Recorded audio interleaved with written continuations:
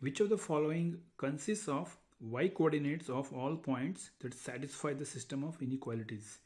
So the inequality pair is y greater than 2x minus 1 and 2x greater than 5.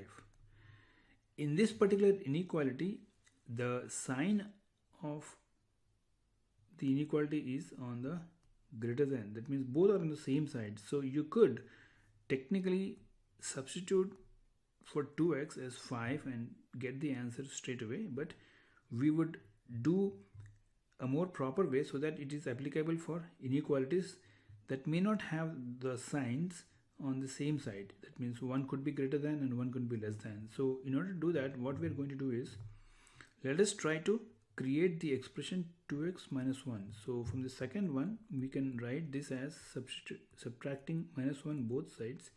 We get 2x minus 1 greater than 5 minus 1. So this is equal to 2x minus 1 is greater than 4. So now we get 2x minus 4 greater than 4.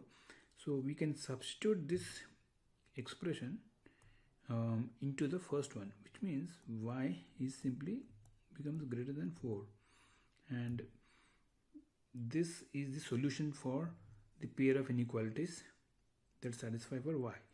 So essentially this means the option B is the correct choice.